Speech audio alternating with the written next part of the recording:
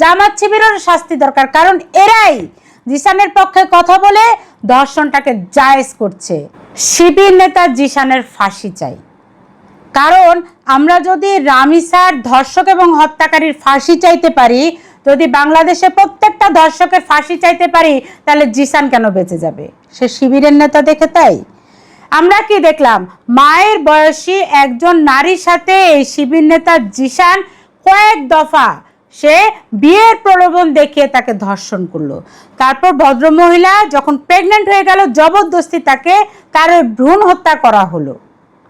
তা ভ্রূণ হত্যার দায়ে এবং এই বিধবা মহিলাকে কয়েক দফা বিয়ের প্রলোভন দেখিয়ে ধর্ষণ করার অপরাধে এই জিসানের ফাঁসি হওয়া উচিত।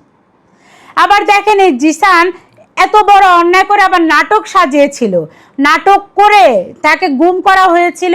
এই নাটক বানানোর পরে জামাত দলে দলে, শিবির দলে দলে, জামাতি মহিলারা পর্যন্ত মুখ ঢেকে, যে সমস্ত মহিলারা মুখ ঢেকে তার পক্ষে কান্নাকাটি করেছিল, সে সমস্ত মহিলাদেরও ফাঁসি দরকার, তাদেরও শাস্তি দরকার, জামাত শিবিরেরও শাস্তি দরকার, কারণ এরাই জিসানের পক্ষে কথা বলে ধর্ষণটাকে জায়েজ করছে।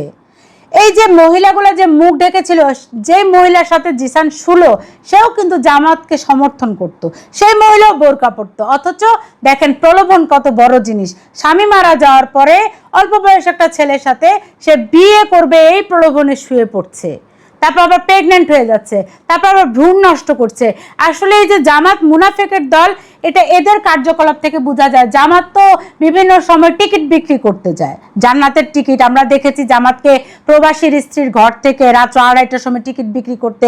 জিসানও গিয়েছিল হয়তো বিধবা নারীর ঘরের টিকিট বিক্রি করতে করতে মেইন জিনিস বিক্রি করে দিয়েছে।